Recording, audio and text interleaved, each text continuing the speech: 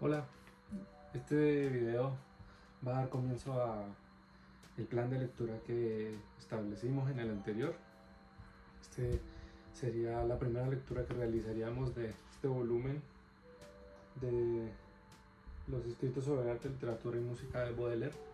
y vamos a leer el prólogo que se divide en dos partes de Giovanni Macchia, espero estar pronunciándolo bien, Macchia o Macchia, que se incluye en esta edición. Bueno, en la página séptima comienza esta introducción a Baudelaire. Aquí Giovanni Macchia nos dice que Baudelaire ha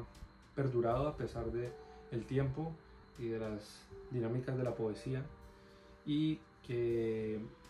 es pertinente y beneficiosa la lectura tanto de su poesía como de sus textos críticos para la poesía contemporánea. Ya en esta primera página se hace una referencia a Rimbaud, cuestión que quiero abordar al final, porque con Rimbaud las interpretaciones y proyecciones religiosas que se hacen hacia Baudelaire fueron muy importantes, pero eso ya lo abordaremos al final. Y de esta manera comienza Macchia diciéndonos que el trabajo literario, tanto crítico como poético, de Baudelaire se caracteriza por un manifiesto y profundo, nos dice en la siguiente página, la octava, antirrusianismo, haciendo referencia a Rousseau, que atacaba hasta las mismas raíces del sentido del hombre y de la historia. Aquí luego Macchia establece lo que él considera que es una jerarquía dentro de los textos de Baudelaire, jerarquía que va a fluctuar con respecto a pasen los años y a la edad del propio Baudelaire, ya que en el segundo apartado de esta primera parte, en la página 9, nos dice lo siguiente: aunque la poesía representó para Baudelaire el círculo inflamado en el que arrojarse por entero y hacer florecer de nuevo como por una metamorfosis sus ideas y sus experiencias de hijo de la ciudad, aunque se le concedía el derecho al desprecio, ella por así no le bastaba. Y aquí empieza a labrar, a generar el camino hacia el comentario de la importancia que tienen los textos críticos o los textos, vamos a llamarlos así, no poéticos de Baudelaire. Nos habla en esta primera parte de diferentes características de la poesía de Baudelaire. Efectivamente, tendríamos que nombrar Las Flores del Mal para que esto fuera una introducción a Baudelaire. Y aquí es donde nos habla de los escritos críticos. Dice Macchia que los escritos críticos, los proyectos de dramas y de novelas, las narraciones, las páginas dedicadas al opio y al hachís, muchas cartas son en su conjunto, antes que desarrollos periféricos de su obra, o agregados o barriadas de una ciudad ideal cuyo centro serían las flores del mal, partes vivas, nos escribe Giovanni Macchia, en la arquitectura de tal ciudad, donde todo tiene un significado, un intercambio, un flujo y una razón de ser. Algunas veces la lectura de una página crítica, de una carta, de una declaración extraída de Mi corazón al desnudo, provoca densos ecos que prolongan en resonancias el espacio ocupado por la poesía. Este es uno de los puntos que quiere establecer y resaltar Macchia a lo largo de esta introducción.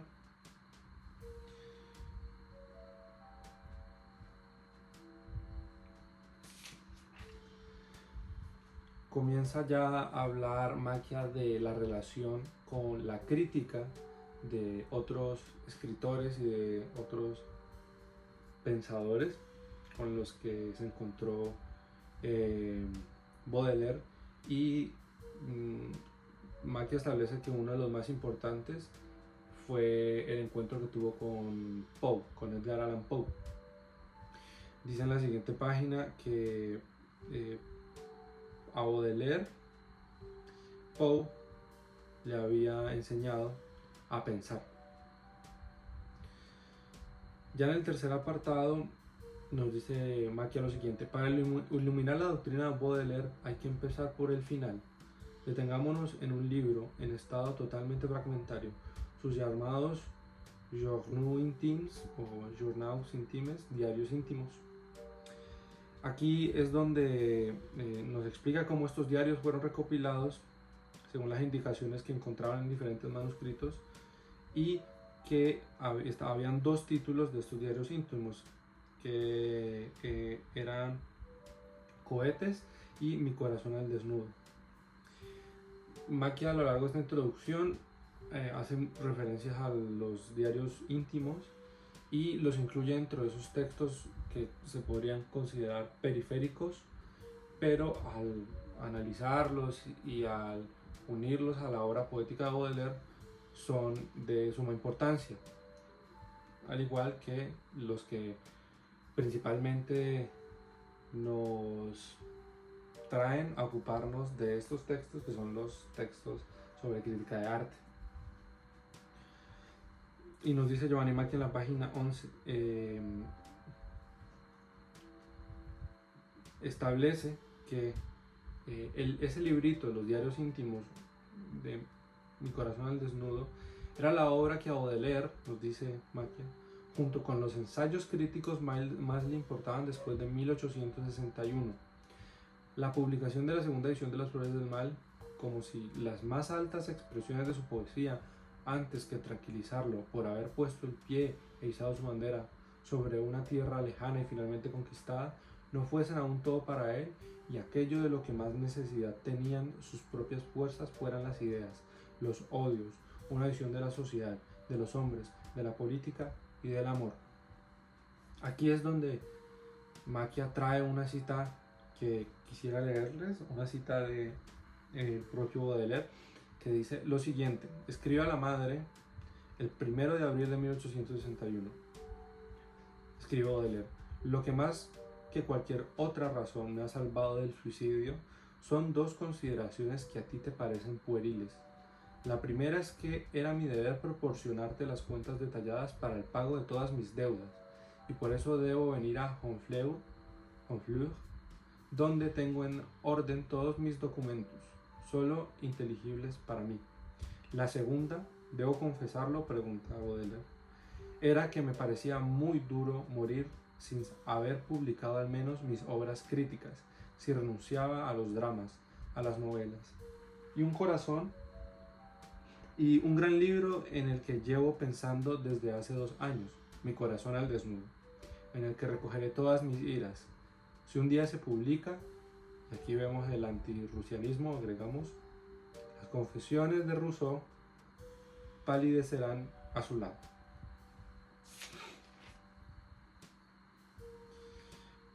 Macchia trae citas para demostrar la importancia que tenían los textos críticos y este libro de Mi corazón al desnudo que estaba preparando Baudelaire, y nos expone cómo el libro de Mi corazón al desnudo no se concluyó como al parecer lo tenía planeado Baudelaire, y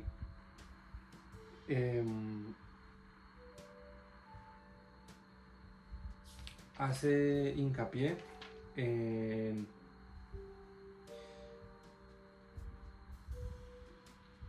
la relación que tuvo esta conclusión inadvertida o no planeada con los pensamientos de Pascal. Escribe Giovanni Macchia lo siguiente: si los pensamientos se hubiesen convertido,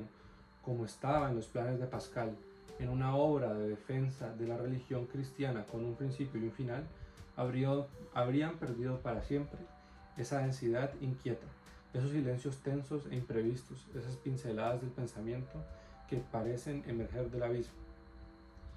Y le atribuye estas cualidades que hacen que la obra de Baudelaire adquiera un valor diferente o una tonalidad diferente.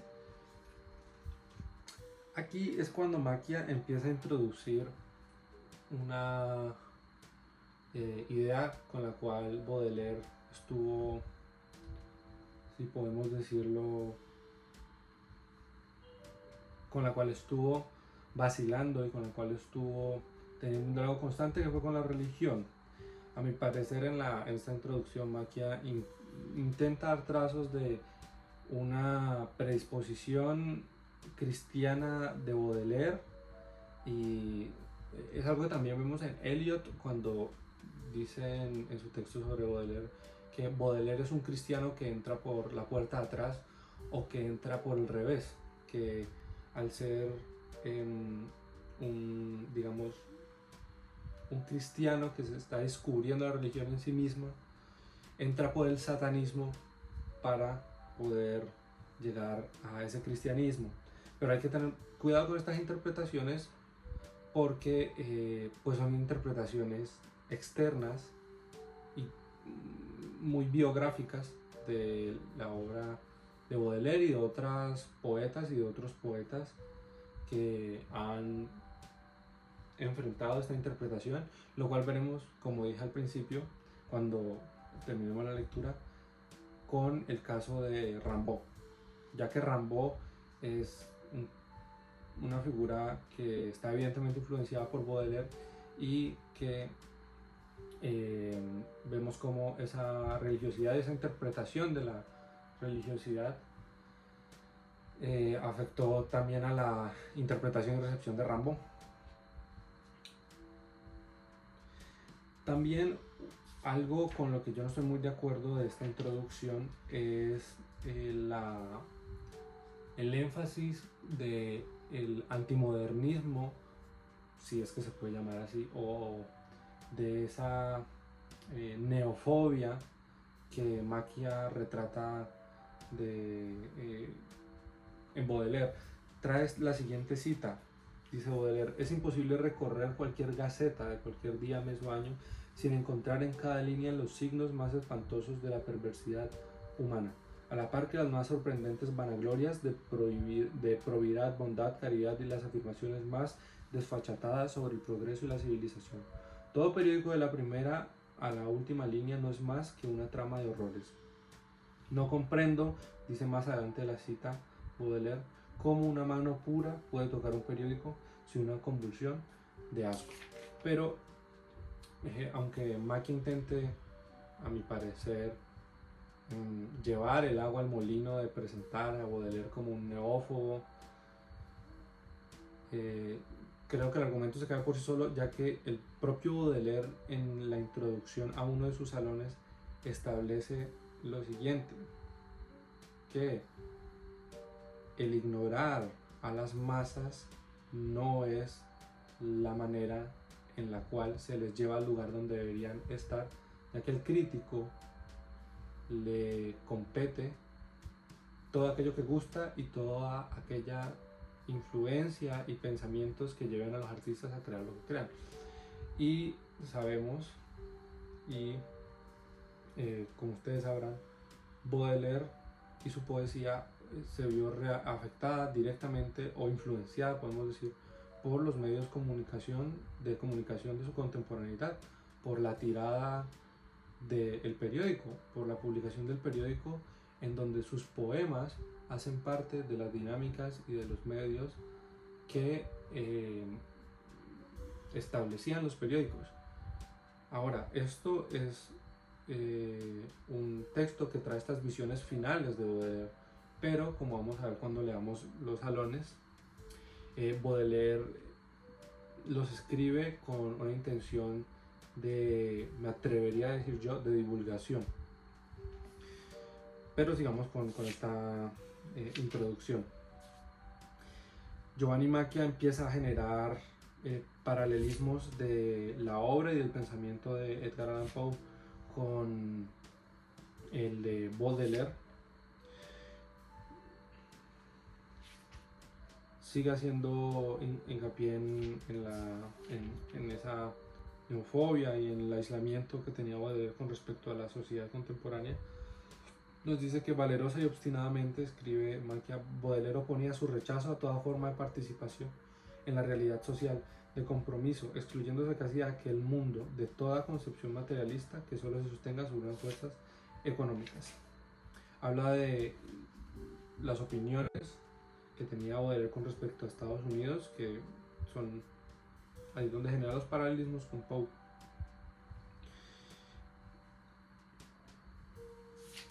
Más adelante,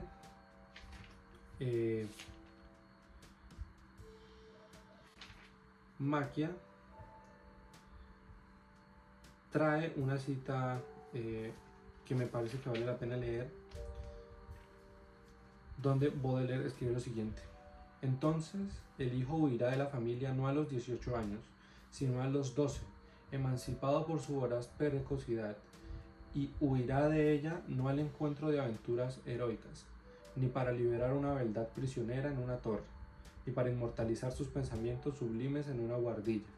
sino para poner un comercio, para enriquecerse, para hacer la competencia a su infame papá, fundador y accionista de un diario que divulgará las luces. Entonces las mujeres errabundas, las de clases desclasadas, las que tuvieron amantes y a quienes a veces llamamos ángeles para agradecerles su alocamiento, luz del azar que brilla en su existencia lógica como el mal, entonces digo, estas gentes no serán más que despiadada sabiduría, sabiduría que lo condenará todo, excepto el dinero, todo incluso los extravíos de los sentidos.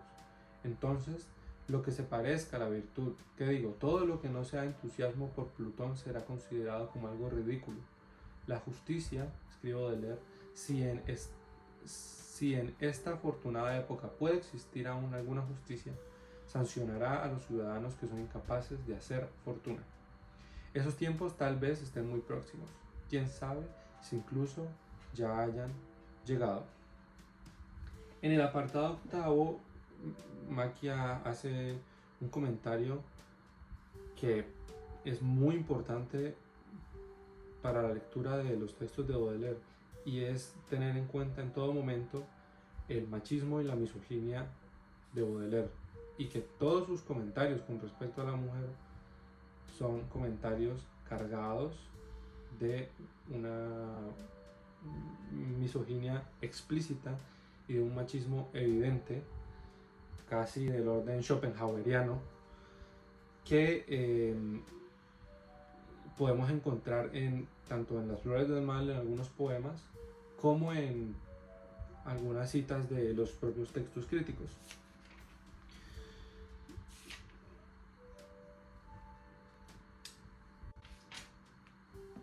Continuando en esta introducción, Macchia nos habla de la relación que tuvo Baudelaire con la droga y cómo se ve plasmada en lo que podríamos llamar una autoetnografía a lo Baudelaire de la experiencia con las drogas, que es los paraísos artificiales. Y Macchia anota lo siguiente y dice lo siguiente con respecto a Baudelaire y la droga. Dice: la droga no era un sucedáneo del amor, escribió Macchia, sino algo que da lo que el amor no puede dar. Es un paraíso conquistado sin necesidad del otro. Y muestra cómo Baudelaire, aunque recurría, digamos, de forma poética, cuando me refiero a la forma poética es para su escritura, a las experiencias que tenía con el consumo de drogas, no lo hacía con una técnica o con una aspiración que se pareciera al de los surrealistas. Él no buscaba la escritura automática ni la automatización del pensamiento libre, sino que después de la experiencia, Baudelaire trabajaba, labraba esa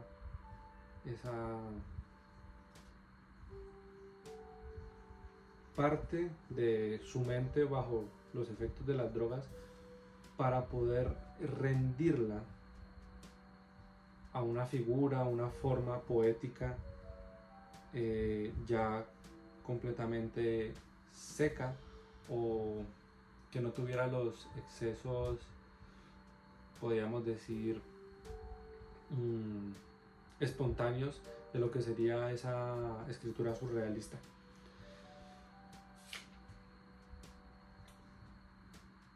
Hay algo que hay que anotar y nos dice Maki aquí con relación a la experiencia con las drogas de Baudelaire lo siguiente. Todos los problemas filosóficos, dice, parecen resueltos. Todas las arduas controversias de los teólogos que constituyen la desesperación de la humanidad razonadora son límpidas y claras. Esto, agregamos nosotros, lo dice en relación con las experiencias de la droga, con la ebriedad, con todo aquello que desdobla y dobla la personalidad. Y en uno de los videos futuros, próximos, vamos a hablar de uno de los textos que dedica Walter Benjamin a Baudelaire, donde se establece, según diferentes citas de amigos y conocidos de Baudelaire,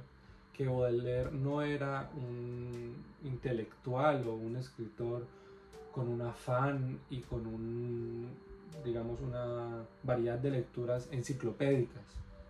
Y ya para finalizar en la introducción que escribió Maquia,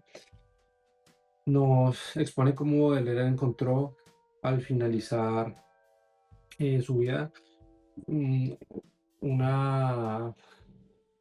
digamos, importante forma de alivianar lo que para él traía el proceso creativo, es decir, todos esos malestares y, como lo dice el propio Baudelaire, el cultivo de su neurosis por medio del trabajo. Dice, trae una cita a Macchia en la página 33, que la inspiración es indudablemente la hermana del trabajo diario. Y Baudelaire, ya para finalizar, establece que cultivó finalmente este trabajo como una forma de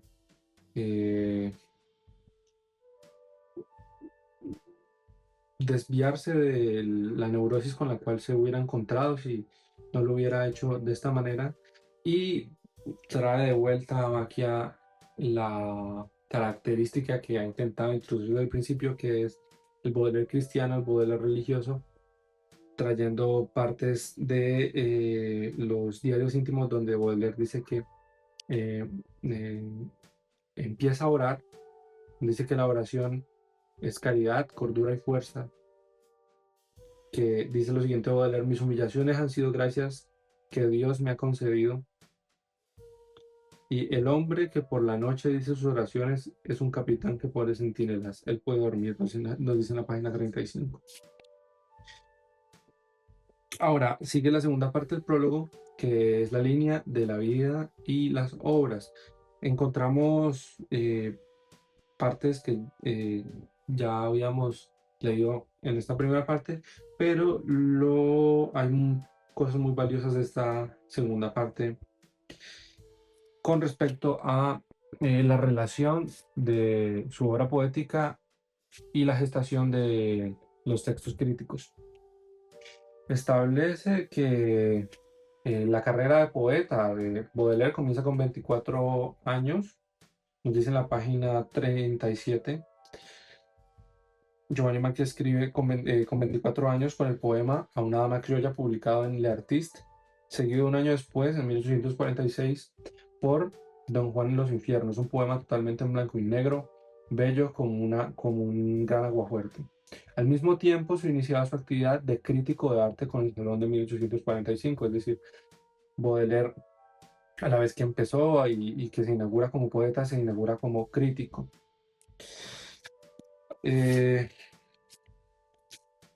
Macchia trae un comentario acerca de la participación que tuvo Baudelaire en la Revolución de 1848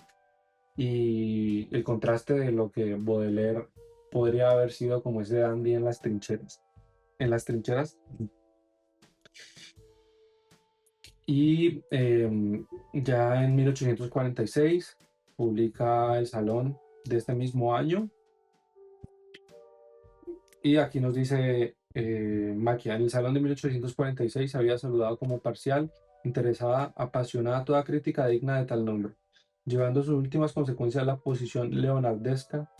rechazo rechazó el mundo exacto, concreto, primitivo de la escultura, de la escultura por los muchos ángulos de visión, desde los que, como ante un fetiche, podía ser vista dando la vuelta alrededor, y exaltó la misteriosa, infinita, inmóvil mentira, entre comillas, de la pintura, reino espiritual del color. Añadimos nosotros un tema muy importante dentro de la crítica de Baudelaire, el color. Sede incorrupta, escribe Maquia, de la imaginación, reina de las facultades y defensor de Delacroix, enemigo de todo academicismo. En 1848 eh, se puede usar esta fecha como el año en el cual contactó con el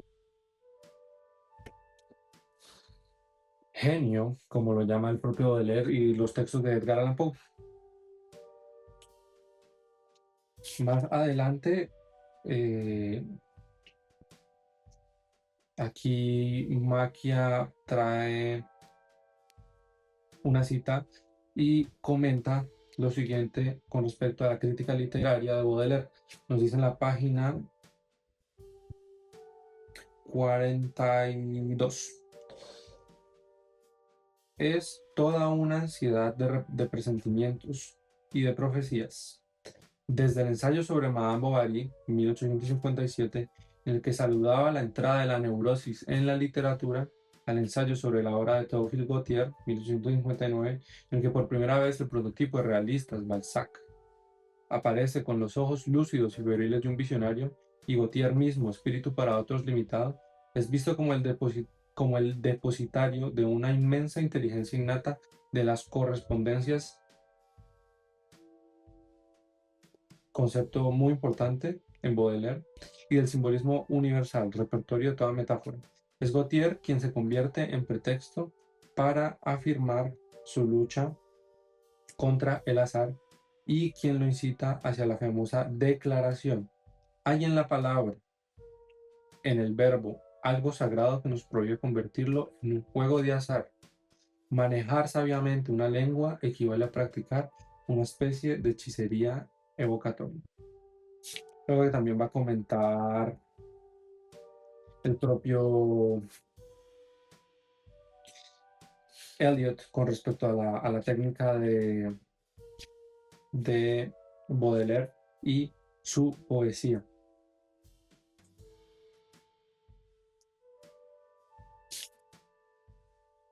Más adelante, después de traer este comentario, esta cita sobre la crítica literaria de Baudelaire, trae Maquia los estudios que realiza Baudelaire en 1857 sobre los caricaturistas franceses y extranjeros, lo cual para mí es muy importante porque aquí podemos ver ese interés de Baudelaire por formas y medios artísticos que se exponían, bueno, se exponían es un término eh, groseramente aplicado aquí, pero que se distribuían más bien por medio de los medios de comunicación, valga la redundancia, de aquella época, de aquella contemporaneidad. Nos dice después Maquia la relación que tuvo su obra Los Paraísos Artificiales, de la cual ya leímos en la primera parte, con De Quincy y el libro de Quincy titulado Las Confesiones de un Comedor de Opio, que tiene una gran relación.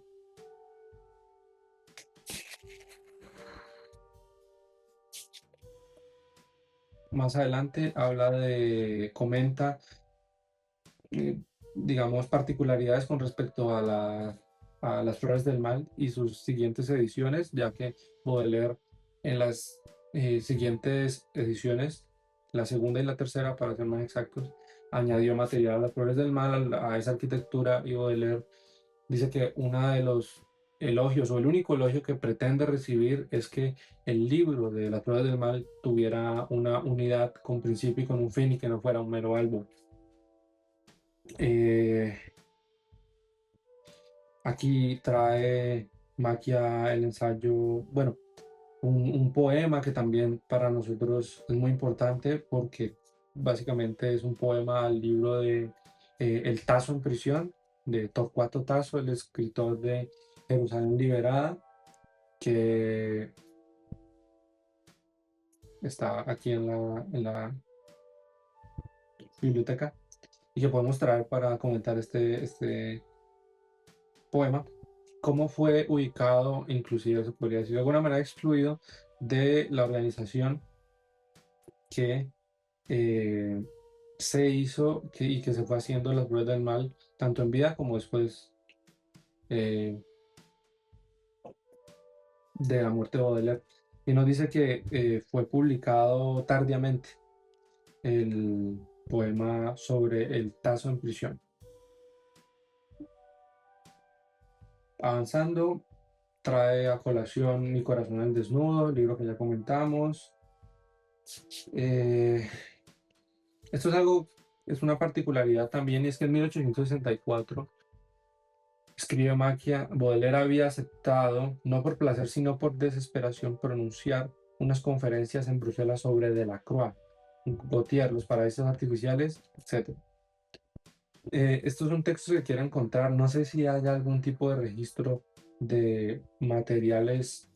preparados para las conferencias, si es que se preparó algún material, y es algo que vamos a estar buscando mientras avanzamos en el curso.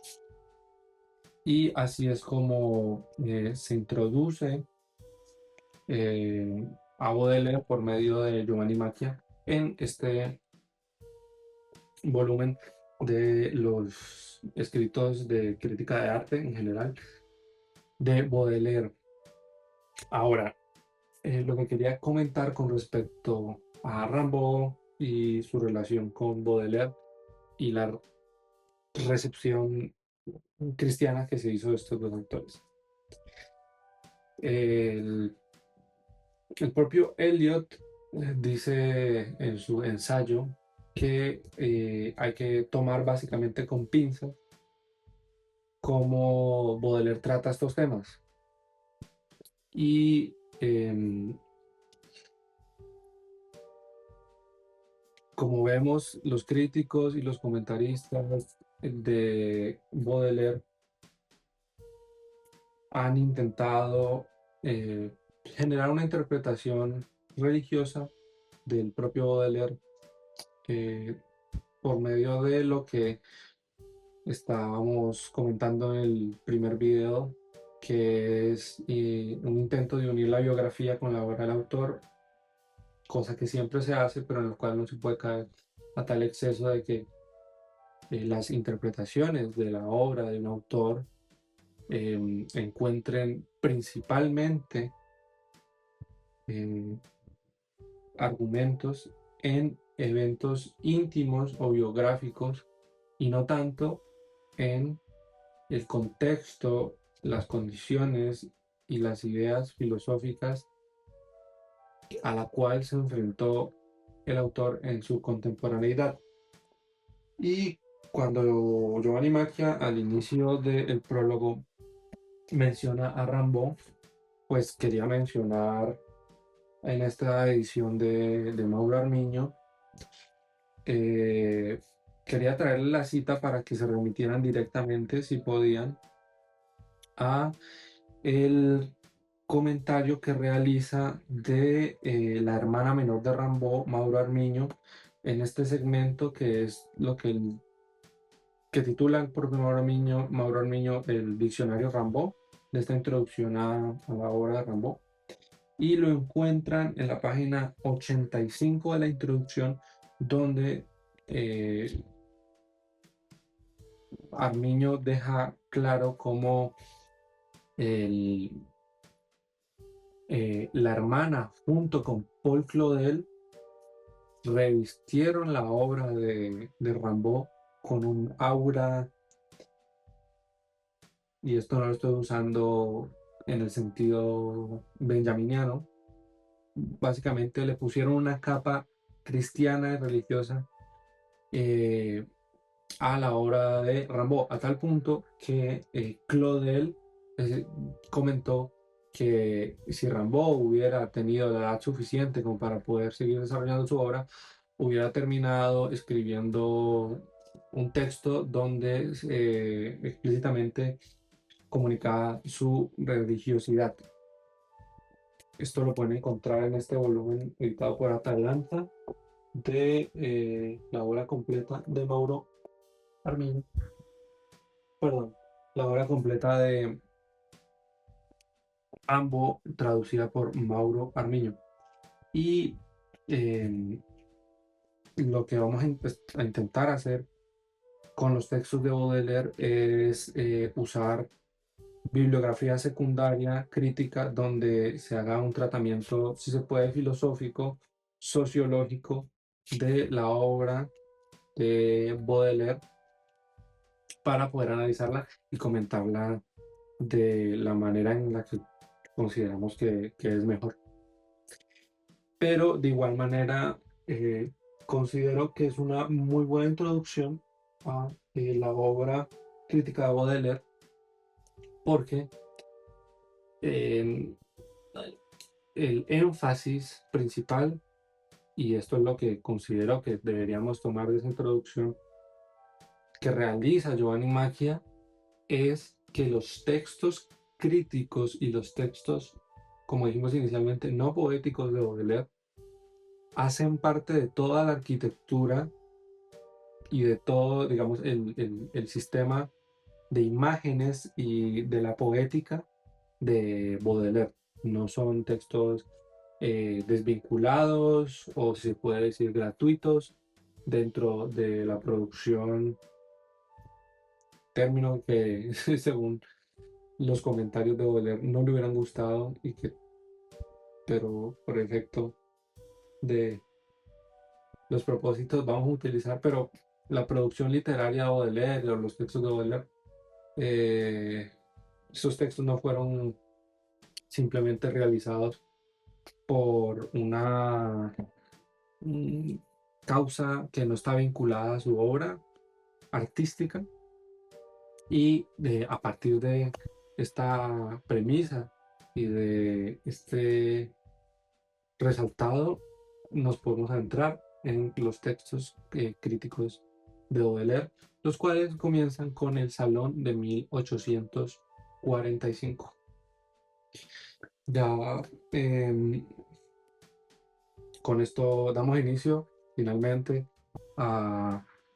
la lectura y este pequeño curso sobre Baudelaire, si es que puede ser un curso, porque lo único que pretendo hacer es compartir citas y lecturas. Y estaremos tratando el Salón de 1845